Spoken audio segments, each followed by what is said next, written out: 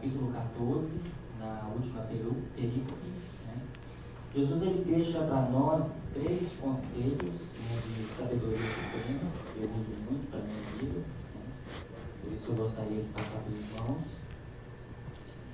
Ele diz o seguinte: se um homem pretender construir um prédio, né, uma torre, não sentaria ele primeiro numa mesa, né, calcularia os custos, o preço, se realmente ele ia ter condições, né, de terminar a obra, para depois não passar vergonha, né, as pessoas que viu ele começar a construir e não terminar, a zombaria dele, né.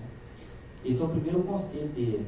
O segundo conselho, ele diz o seguinte: ou qual é o rei, né, com 10.000 soldados, que indo ao encontro de outro rei para lutar, né, para guerrear, não sentaria antes também para poder calcular se com 10.000 ele poderia encarar o outro que vinha contra ele com 20.000, né, ou seja, com o dobro.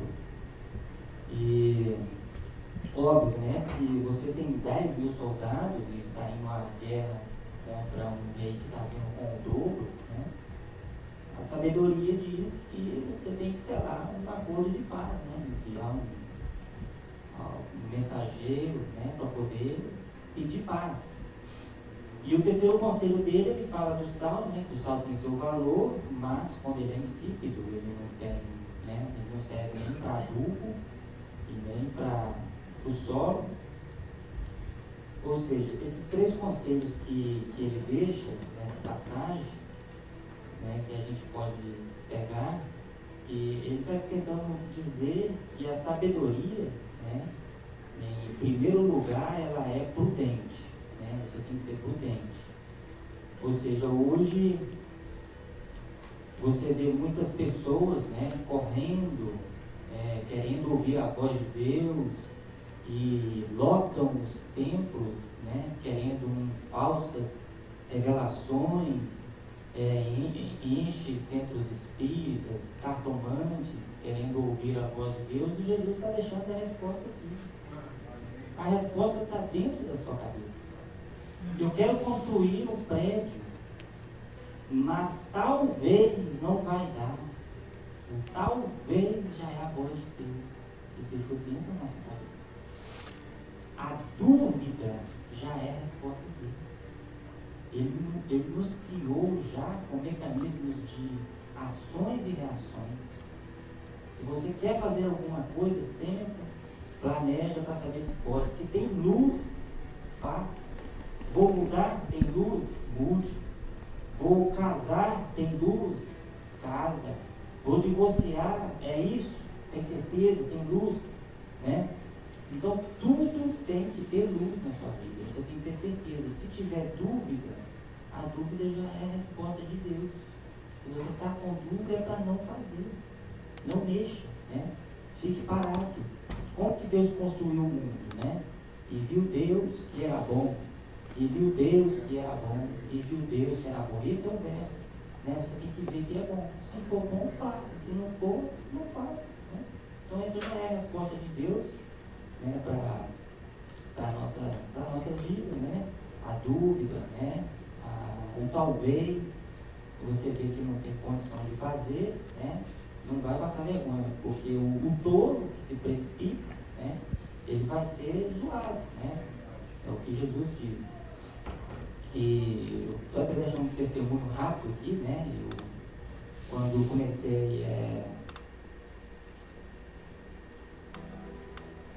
Quero deixar um abraço aí para o nosso amado irmão e pastor Wesley Daniel, que nos concedeu esta oportunidade, onde eu trouxe esta passagem, né, de Lucas, que você vai encontrar no capítulo 14, né? A perícope vai do 28 ao 35, né? E essa passagem ela deixa clara para nós que nós que temos que parar, refletir, analisar, né, para tomarmos uma decisão. Essa passagem ela deixa clara para nós, né, ela é muito ela é muito vigente, que Deus, ele não interfere nas nossas vidas, nas nossas escolhas, nas nossas decisões, né, individuais. Todas as vezes que Deus interferiu, né, primeiro, para ficar registrado. Mas se você observar bem, sempre quando ele interferiu diretamente, houve propósitos, e propósitos grandes, maior, né? O propósito ou envolvia todo o seu Yahudim, todo o seu povo, né? Ou toda a sua igreja, já na era cristã, ou já envolvia propósito de salvação, né? Ou quando envolvia todo o seu povo, ou para salvação. Estas as vezes que ele envolveu no coletivo, né? Salvação, mas não individualmente, sem propósitos, né? Para salvação, quando envolve todo mundo. O sistema hoje, ele pensa que Deus está interferindo individualmente na vida de cada um, mandando anjos para te proteger, né? Nós temos que entender que Deus já interferiu em tudo que ele já tinha para interferir em 7 dias ou em 6, né? Que dá quase na mesma. A diferença é que o sistema acredita que Deus está interferindo e privilegiando agora, enviando anjos a seu favor, né? Essa coisa e tal. Ele já fez tudo o que tinha para fazer antes. Não que ele escolheu ou determinou a vida das pessoas, né? No coletivo sim, mas no individual não. No individual ele deu dons, né? Por exemplo, em uma comunidade de 10, 20 ou seja lá 100 pessoas, né? Se elas estiverem isoladas numa ilha, né? Uma ali no meio delas vai desenvolver capacidades para liderar. Outra ali vai desenvolver capacidade para amparar psicologicamente, né, as outras pessoas. Uma outra pessoa vai desenvolver a capacidade, né, o dom de culinária, né? Outro lá para socorrer as pessoas, né, para aconselhar e pescar e por aí vai, né, organicamente, né, em prol das outras pessoas. Tudo feito por Deus, né, já criado assim, tudo organicamente, né, tudo voluntariamente, né, foi feito assim para que o mundo funcionasse, né. Então a maior interferência de Deus indiretamente são os dons.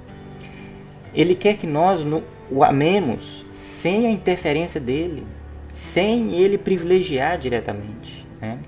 Caso contrário, o nosso amor a ele seria interesseiro, né? O ser humano, né? Nós fomos criados para ser promovido ou castigado, né?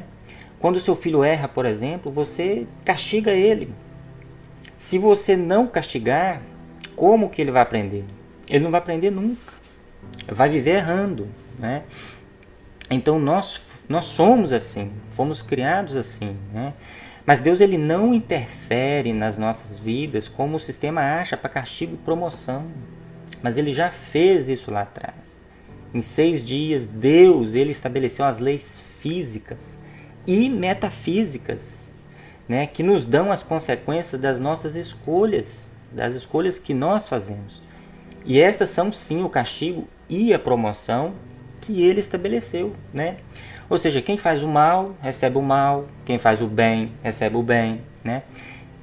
Todas essas escolhas que nós fazemos aparecem caminhos, né? E Deus nos avisa, mas não é misticamente, com revelações, né? Essa coisa toda. Ele nos avisa pelos princípios metafísicos das coisas que ele mesmo estabeleceu, porque a vida é assim. Um casamento, por exemplo, que deu errado, nenhum dos cônjuges poderá dizer que não foi avisado, né? Porque Deus avisou antes. E qual foi o aviso, a voz de Deus? Foi o namoro, né?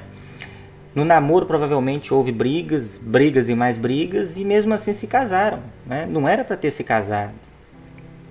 Porque durante até chegar no casamento houve um percurso. E esse percurso é a voz de Deus, né? É o namoro, é as obscuridades, né? As trevas, são as brigas. E nas coisas certas, nas coisas de bem, não há trevas, não há obscuridade, não há problemas, né? Hoje você vê que, né, nunca se casaram tanto como casam nos dias de hoje. Mas também nunca houve tanto divórcio, né? Um filho que obedece a sua mãe, por exemplo, qual é a lei metafísica que o Criador estabeleceu antes? Quem obedecer a sua mãe prolongará os seus dias de vida na Terra. Esta é a lei metafísica, isso já é a interferência dele, que ele já estabeleceu lá atrás, quando criou o mundo, né? Ou seja, a maior interferência de Deus com nós é indiretamente, através dos dons. Ele fala com nós, né, o tempo todo. Agora mesmo ele está falando com você através desse estudo, né? Este conhecimento que você está recebendo, né? Esse dom que ele me deu para poder estar aqui trazendo esse ensino para vocês, né? Gratuitamente. Isso já é a voz de Deus, né? Algo da parte de Deus, né? Ele nos abençoa, é assim, com coisas espirituais, né? Não com coisas materiais. Pregou matéria, mamon, é Satanás falando na boca da pessoa, né? Os dons, na sua raiz etimológica, significa dádiva, significa presente, né? Virtudes, poder alcançado. Mas o místico das igrejas hoje, ele entende tudo menos a sabedoria. Poder para ele é uma coisa transcendental, que ele sente, que faz ele chorar, se arrepiar, enrolar a língua, né? Ver e ouvir coisas, né? Ou seja, tudo coisas efêmeras, coisas da carne, coisas passageiras, né? Que você sente agora e depois acaba. Quando na verdade o poder mesmo é o poder de entender as coisas, é a sabedoria, é o dom. Este é o poder, esta é a virtude, né? E recebereis poder, Atos 1:8. Esta é a virtude que nós receberíamos do Espírito Santo, e não um movimento pentecostal e neopentecostal da Rua Azusa, com William Seymour de 120, 150 anos atrás, mas dons, né? Quem não lembra aí de Efésios 4, né? E Deus deu dons aos homens, e é por este meio que ele mais fala com nós. Se você aprender a ouvir a voz de Deus através dos dons, nunca mais você se sentirá vazio ou sozinho. Salomão, por exemplo, em Provérbios 4:6, nós vamos ler aqui alguns provérbios, ele diz que quem nos guarda e nos protege não são anjos, mas a sabedoria, né? Deus ele não está enviando anjos para nos guardar, né? Ele está interferindo indiretamente através dos dons, né? O mundo foi criado assim, né?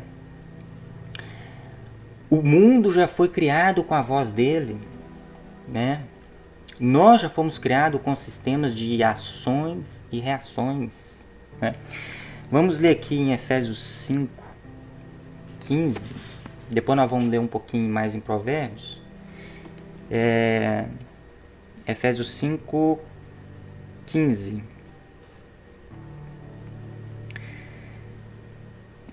Tenham cuidado com a maneira como vocês vivem, e que não seja como insensatos,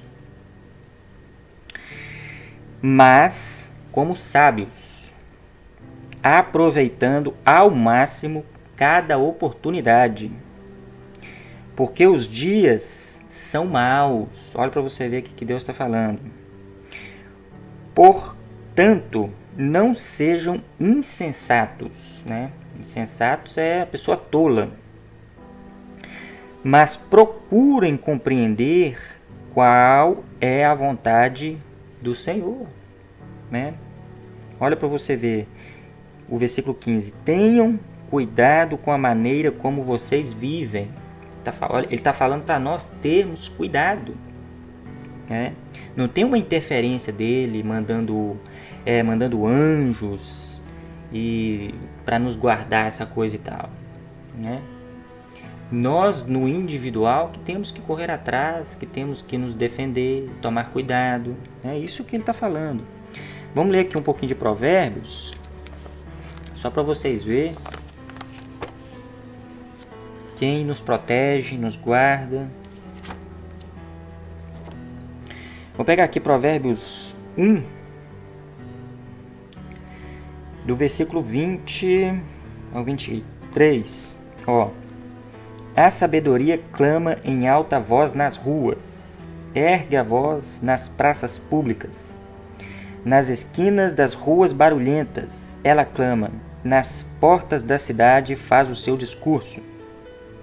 Até quando vocês inexperientes irão contentar-se com a sua inexperiência? Vocês zombadores, até quando terão prazer na zombaria? E vocês tolos, até quando desprezarão o conhecimento? Se acalarem a minha repreensão, eu lhes darei um espírito de sabedoria. Se acatarem a minha repreensão, eu lhes darei um espírito de sabedoria e lhes revelarei os meus pensamentos. Olha para vocês verem em Provérbios 2, vamos pegar aqui o versículo 11, Provérbios 2, 11 e 12. O bom senso o guardará, e o discernimento o protegerá. Olha para vocês verem, não é anjos. A sabedoria o livrará do caminho dos homens maus, de palavras perversas que abandonam as veredas retas. Olha só para vocês verem. Vamos ver aqui agora mais em Provérbios 2 mesmo, né? No versículo 20. A sabedoria o fará andar nos caminhos dos homens de bem e a manter-se nas veredas dos justos. Olha o capítulo 3, Provérbios 3, versículo 13, 14 e 15. Vamos ler até o 18. Olha o 13. Como é feliz o homem que acha a sabedoria, o homem que obtém entendimento, pois a sabedoria é mais proveitosa do que a prata e rende mais do que o ouro. É mais preciosa do que rubis, nada do que você possa desejar se compara a ela. Na mão direita a sabedoria lhe garante vida longa, na mão esquerda riquezas e honra. Sabedoria, hein? Os caminhos da sabedoria são caminhos agradáveis e todas as suas veredas são paz. A sabedoria é a árvore que dá vida a quem a abraça. Quem a ela se apega será abençoado. Como que nós somos abençoados? Através da sabedoria. Através da sabedoria que você vai fazer tudo, arrumar seu emprego, sua alimentação, através de uma alimentação boa, né, que você vai adquirir através da sabedoria, você vai ter mais saúde, não vai sair comendo, né, porcaria por aí. Através da sabedoria você vai arrumar um emprego bom, né? Então tudo parte da sabedoria. Vamos ver mais aqui. Provérbios 4, 5, 6 e 7. Versículo 5. Procure obter sabedoria e entendimento. Não se esqueça das minhas palavras, nem delas se afaste. Olha o 6. Não abandone a sabedoria, e ela o protegerá. Não é anjos que Deus está mandando para proteger a gente, não. É a sabedoria que você tem que correr atrás. Ame-a, e ela cuidará de você. Quer mais? O conselho da sabedoria é... Olha só para vocês verem o conselho da sabedoria. Procure obter sabedoria.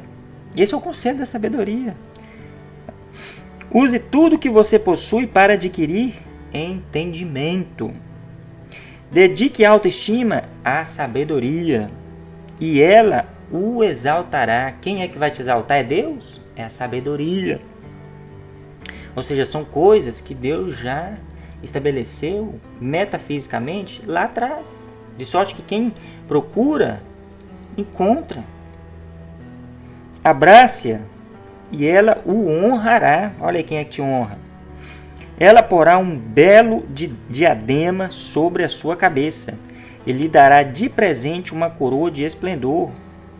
Ouça, meu filho, e aceite o que digo, e você terá vida longa. Eu o conduzi pelo caminho da sabedoria e o encaminhei por veredas retas. Assim, quando você for por elas seguir, não encontrará obstáculos. Quando correr, não tropeçará. Olha que coisa bonita. Vamos ver aqui mais alguns aqui.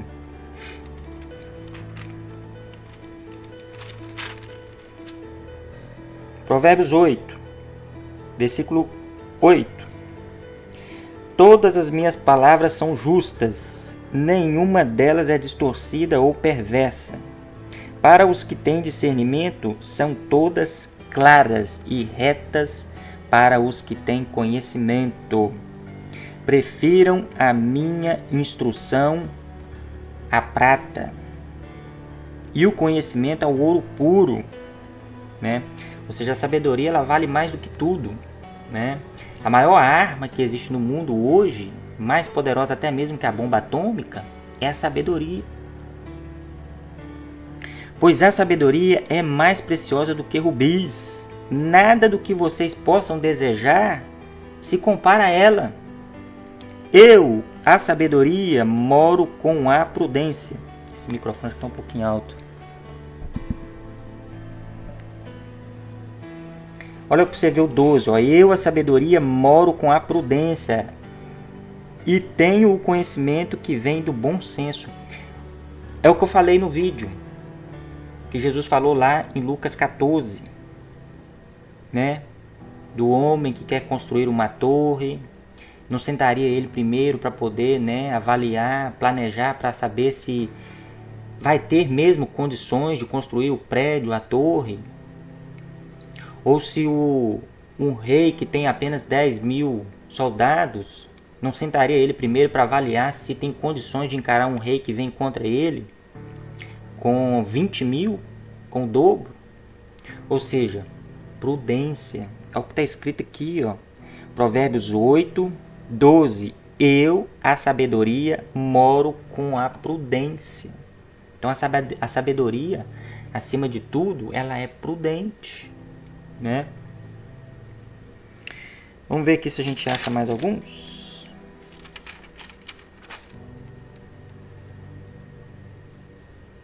Olha, o tolo encontra prazer na má conduta, mas o homem cheio de entendimento deleita-se na sabedoria.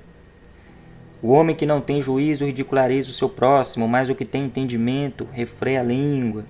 Né? Só conselhos bons, todos você vê que está ligado à sabedoria, né? Então as pessoas ficam hoje correndo atrás de misticismo, querendo ouvir a voz de Deus, quando na verdade a voz de Deus está em tudo. Quando você briga em um relacionamento, você está namorando, você está brigando no relacionamento, aquela briga é a voz de Deus falando para você, não, continue. Quando você vai abrir um negócio, uma empresa, seja lá o que for, que você for iniciar, se você vê que tem obscuridade, se você vê que tem dúvidas, não faça. A dúvida na sua cabeça, imagine um homem vivendo sem a prerrogativa da dúvida. Imagine se você não tivesse dúvida. Você ia ter decisões tolas, ia se dar mal. Essa prerrogativa da dúvida na sua cabeça, quando você vai fazer alguma coisa, é Deus falando. Se você está com dúvida, é porque não está tudo 100% claro. Você está entendendo? Então, a dúvida é a voz de Deus. Aí as pessoas, elas lotam os templos atrás de misticismo, de falsas revelações, quando na verdade, né, a voz de Deus está dentro delas. tudo que nós fazemos gera uma reação, onde nós somos castigados se as nossas atitudes for erradas, ruins, ou somos promovidos quando acertamos. Então, meus irmãos, nós temos que entender isso.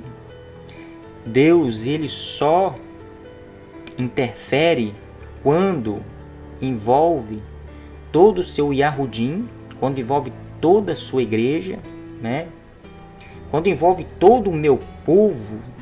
Eu abro o Mar Vermelho, eu abro o Rio Jordão, eu paro o sol, eu derrubo o muro. Quando envolve todo o meu povo, quando o meu povo é um só, eu posso matar Ananias e Safira. Olha aí você, o que você está entendendo agora. Por que Ananias e Safira morreram? Porque aquela morte foi uma interferência direta de Deus. E por que isso aconteceu e não acontece mais hoje? Por que afinal Ananias e Safira parou de mentir ao Espírito? Ninguém mente mais?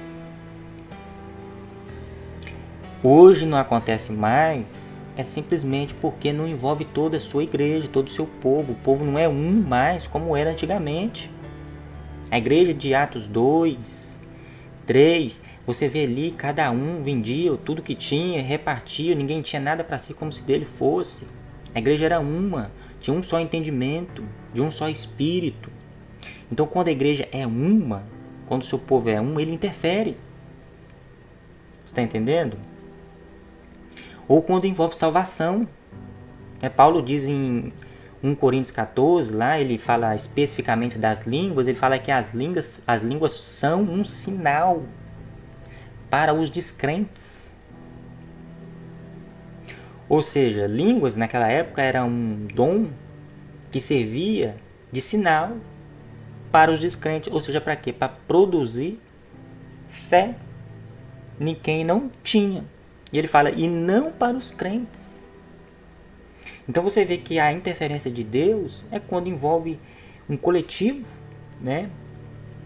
Creio eu que ele vai voltar a interferir quando envolver todo o seu povo de novo, ou seja, na grande tribulação, porque através desses dons, Efésios 4, Romanos 12, 1 Coríntios 12, né, os dons que ele deu para a igreja, através desses dons, não foi possível unir a igreja.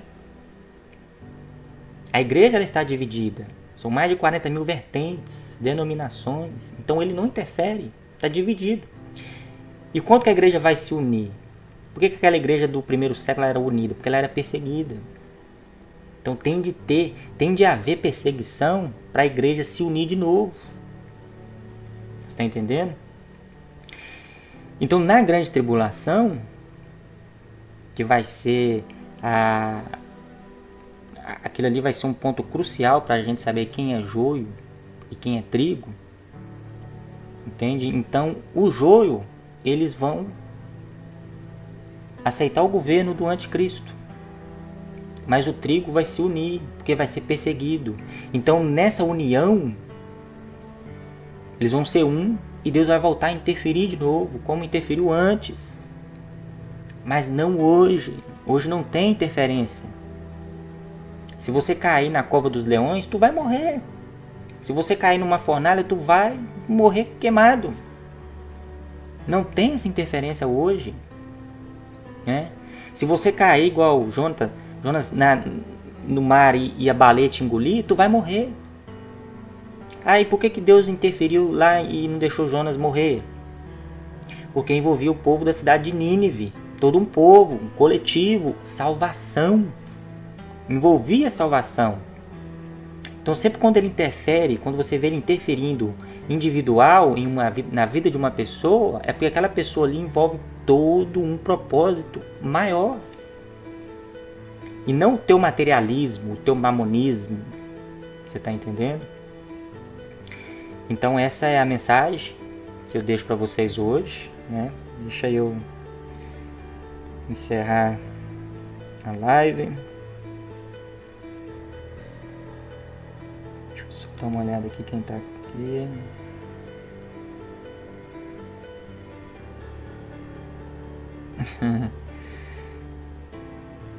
Charles Rezende, vou assistir. Se falar alguma heresia, eu aponto. Beleza, irmão, pode